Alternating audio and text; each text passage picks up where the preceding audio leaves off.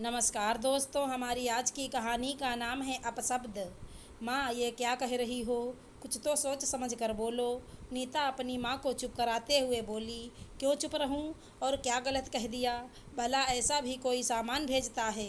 एक ही बुआ है और उसके लिए क्या ढंग का कुछ हैवी सामान नहीं ला सकते थे? तू खुद देख, लगता है जैसे सब लोकल बाजार से थोक के भाव में ले आए हैं। उन्हें पहले ही लिस्ट पकड़ा दी थी कि हमारे यहाँ छूछक में क्या क्या सामान लड़की के पीहर से आता है, फिर भी इन लोगों ने कंजड़ी दिखाई। नीता बोल अपनी भाभी से कि यह सब सामान अपने पीहर वालों के मुंह पर मार दे और अपने मोबाइल से उसे फ़ोटो दिखा। जब साक्षी के होने पर हम लोग छूछक लेकर गए थे, दिखा उसे कि कैसे सामान से तेरा पूरा पलंग भर गया था और लोग कैसे आंखें फाड़ फाड़ कर देख रहे थे। अरे, मैंने तो अपनी नातिन के जन्म पर इतना खर्च किया और उन लोगों से अपने नाती के ऊपर खर्चा करना नहीं आया।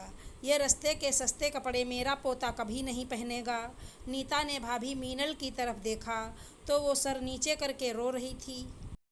माँ, चुप हो जाओ, कितना बोलती हो? तुम्हारी बातों से भाभी के दिल को कितना दर्द हो रहा है।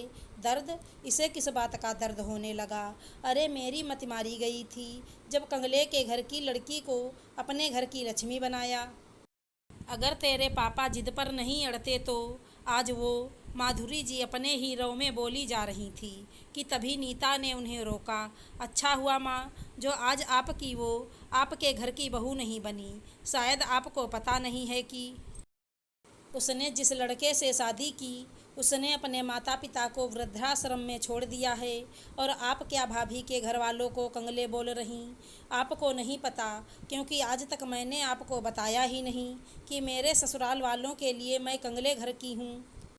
उनकी भी मति मारी गई थी जब उन्होंने मुझे अपने घर की बहू बनाया। नीता के मुंह से अपने लिए कंगला शब्द सुनकर माधुरी जी नीता पर ही बरस पड़ी। दिमाग खराब हो गया है तुम्हारी सास का। तू भी अच्छे से जानती है कि हम लोगों ने अपनी आर्थिक स्थिति से बढ़कर हमेशा तुम्हारे यहाँ शगुन और व्यवहार किया है। तुमने बोला क्यों नहीं अपनी सास से? कैसे बोलती?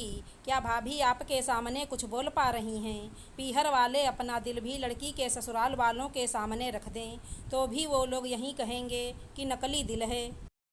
यह तो घर घर की कहानी है। नहीं बताया इतने सालों से आपको कि मेरी सास क्या क्या ताने मारती हैं। दहेज उनके स्टैंडर्ड का नहीं था, लड़की पैदा करने का तंज। हमेशा मुझे इस बात का एहसास कराया जाता है कि सभी सुख सुविधा उन लोगों की मेहरबानी से भोग रही, वरना मेरे मायके वालों की इतनी हैसियत कहाँ। आज कई बरसों बाद वह अपनी माँ के सामने बिलख पड़ी। नीता को रोता देख माधुरी जी को ऐसा लगा जैसे किसी ने उनके मुंह पर तमाचा लगा दिया हो।